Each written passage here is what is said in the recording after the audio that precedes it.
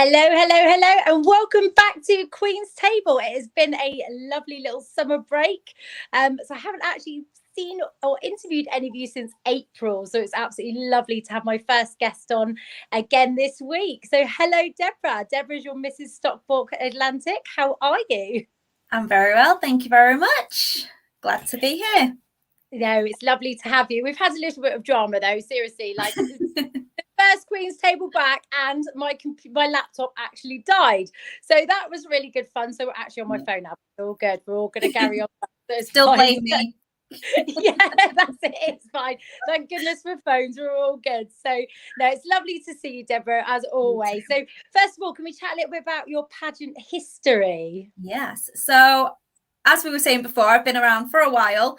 I joined Pageantland in 2018 when I joined the Galaxy system, and I competed for the first time in 2019 as Ms Stockport Galaxy.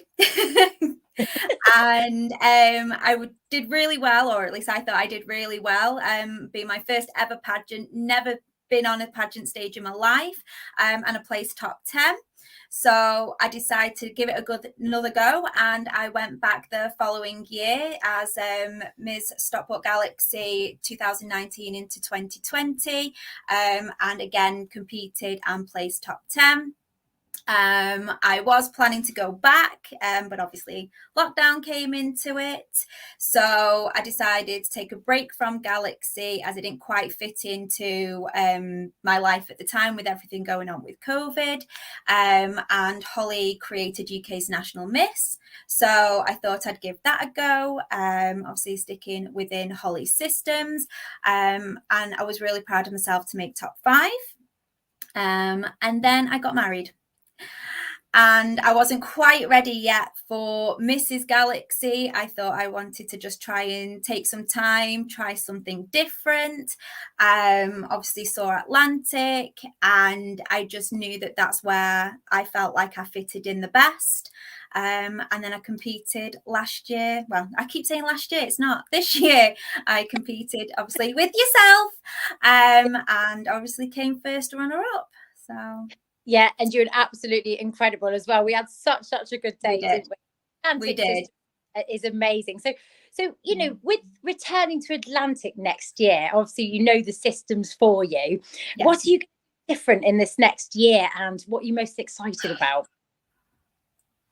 To be honest, I'm not trying to really do too much different in the sense of my platform, because I'm still keeping it the same.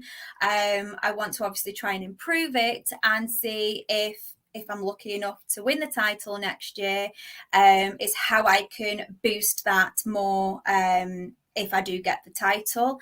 Because I did feel from my interview last year that what I would have done had I have won this year, my answer wasn't quite there, because I knew what I wanted, but I couldn't quite word it. So I feel like I need to really put some thought into that more and improve on that. And obviously then I'll be getting back in with training. I'll probably wait till after Christmas, and then start smashing in all my interview and walk practice. But in general, I'll probably try and keep most of it the same, because like I say, what I think I have, I believe is quite rock solid, and I really sort of like resonate with it and want to promote it as best I can. Yeah, you have got an amazing platform. I just really want to speak to you about it, because I think it's wonderful. I mean, you're doing a lot to help the environment, and you also grow your own fruit and veg, which is absolutely incredible. Can you just tell me a little bit more about this? Yeah, so this again, it kind of started a little bit during lockdown, when obviously we all got the bug of home baking. And I mean, I've always liked home baking, so obviously everyone's in the kitchen making banana bread, you know, till it comes out their ears.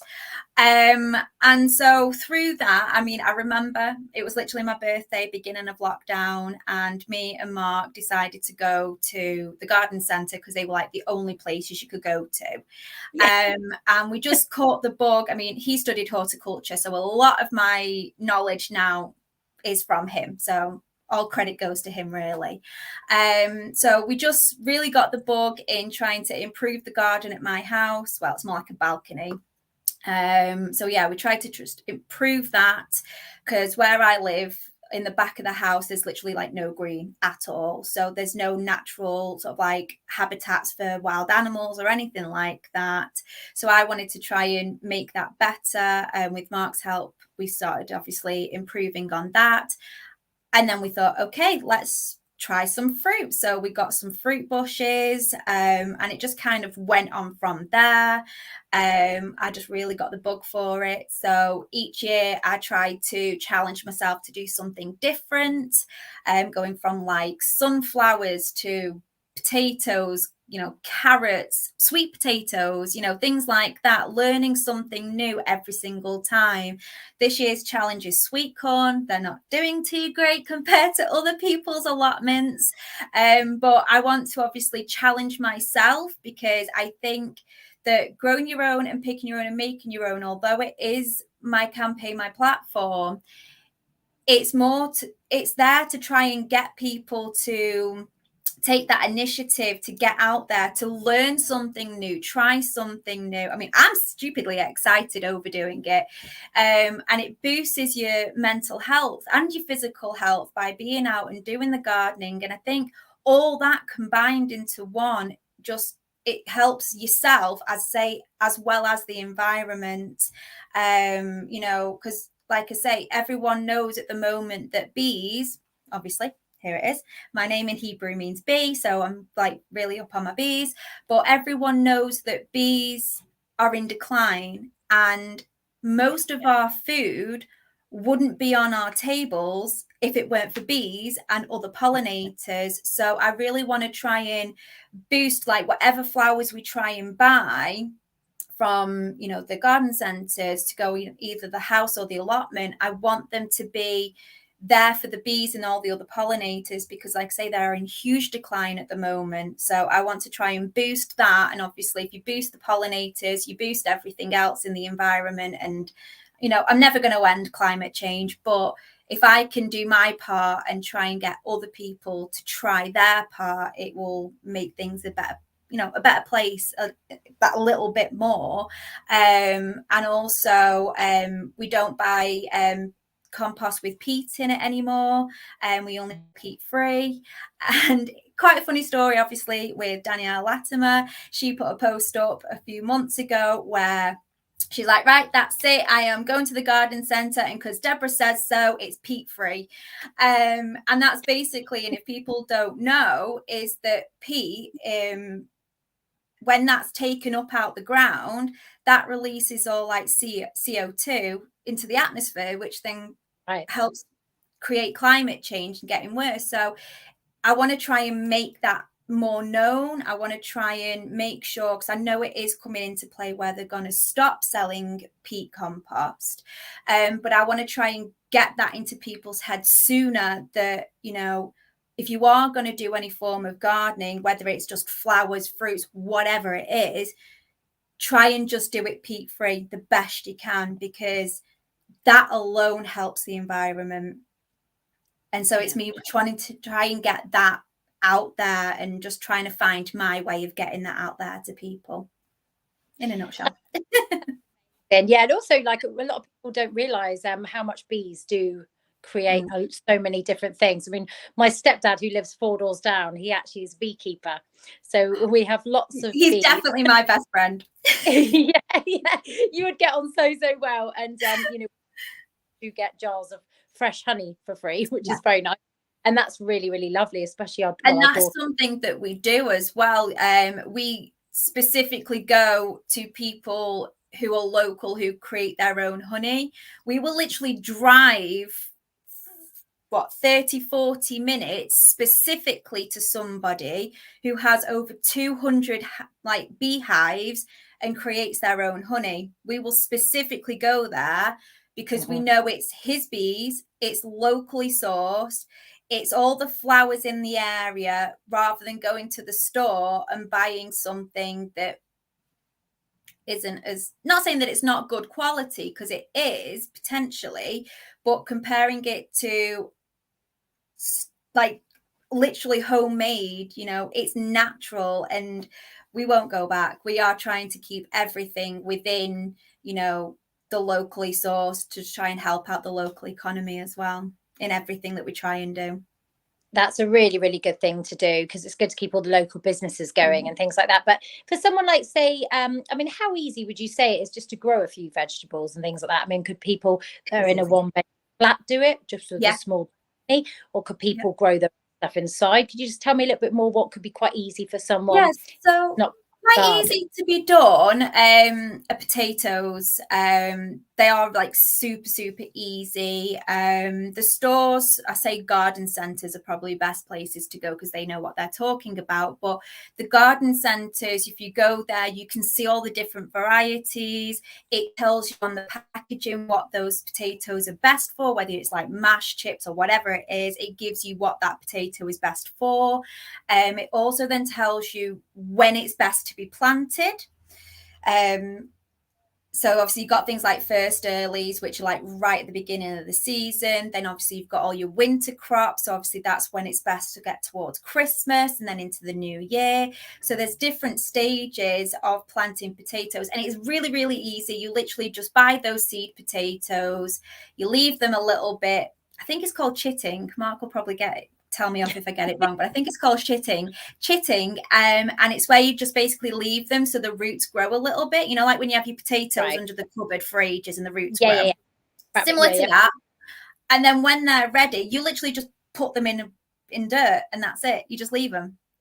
Oh, that's it's as easy. It's literally as easy as that. So we just put them in a pot.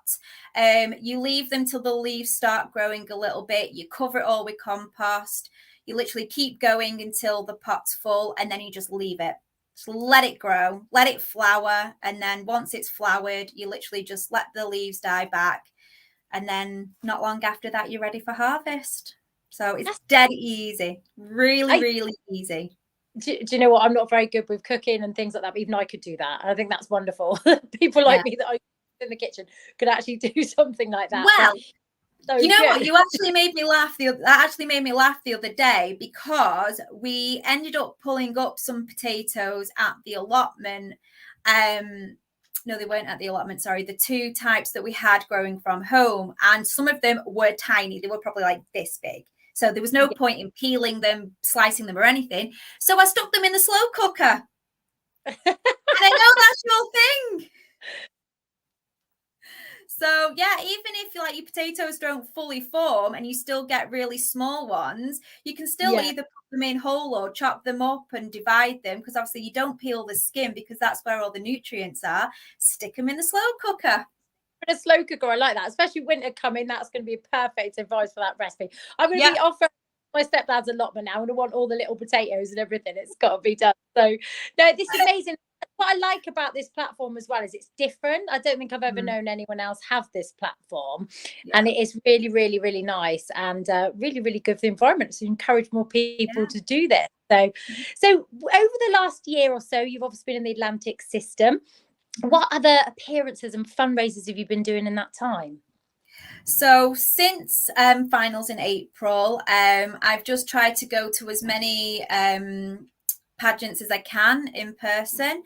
I've been supporting other pageant girls in their their campaigns, any online campaigns that they've got, just to try and really support the community the best that I can, even if I can't be there in person. So like I say, if it's online, tag me in it. You might have to nudge me because I've got a memory of a sieve, so just nudge me if I haven't done it yet, and I will get there. I will support, because that's what I love to do. I've got a diary packed full of pageants that I'm going to be going to in the next few months, all the way up until finals in April. You know, I'm a very busy girl. Very busy.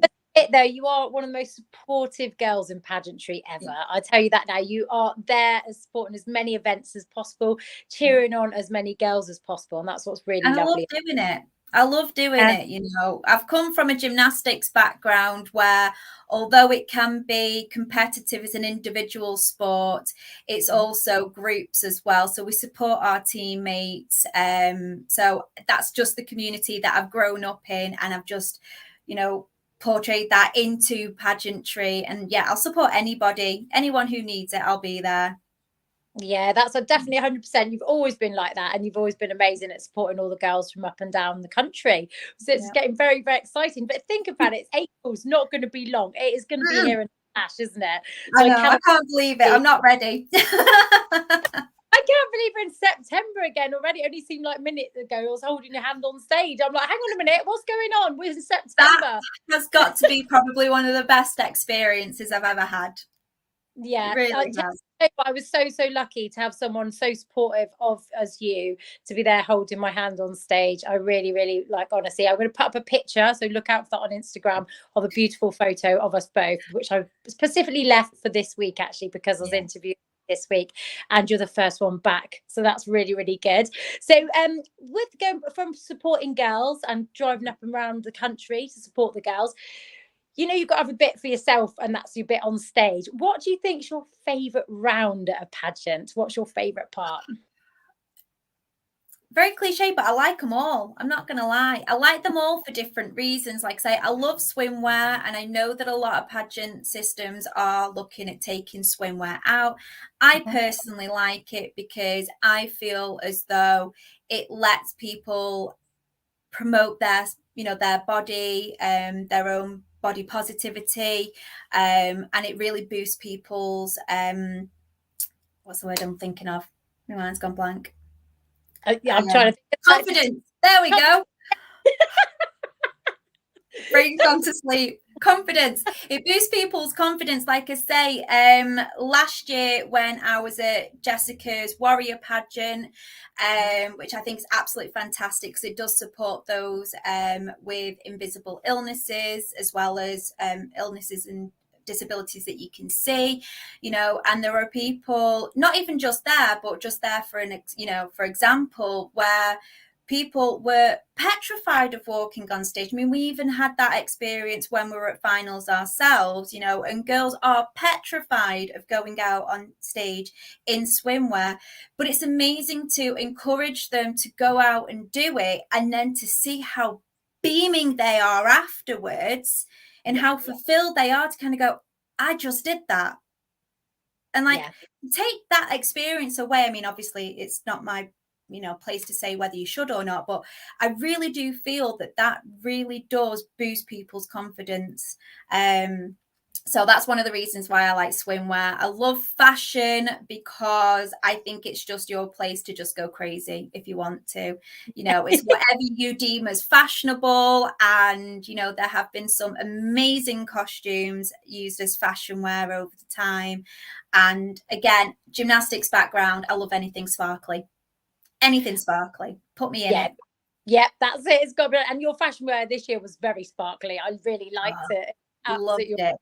But it is true about swimwear, isn't it? It really does give you that confidence. I mean, going back to say when I first competed 6 years ago, I dreaded the swimwear rounds. But I mean, by this year, I just absolutely felt empowered by it. It completely just makes you feel amazing. Yeah. But the reason I've lost my confidence those years ago is because I had a baby, because my figure changed. But now I just appreciate who I am, and I'm proud of who I am. So it does kind of give you that real empowerment, doesn't it? It just makes you feel amazing. So, but it's each to their own. People like doing sportswear as well, which I think is really it's incredible that's coming out now. Absolutely incredible, and giving people that choice as well. I think it's brilliant. Really and I must admit, what I like about that round though is you could actually wear trainers on that bit. Oh my god, it's like heaven. It is like heaven. I think if you could do every round in trainers. Yeah, it's absolutely heaven when you finally get to put your trainers on. But then you quickly go back to hell because you've got to put your heels back on for everything else. It's torture. That's the only bit. It's only a couple of minutes of comfort, isn't it? We all know what those are like. So, but no, Deborah, it's been amazing speaking to you, and I wish you all the very, very best in next year's final. I'll be there cheering you on, and I can't wait to see what else you get up to. So, we'll have to excuse for a moment.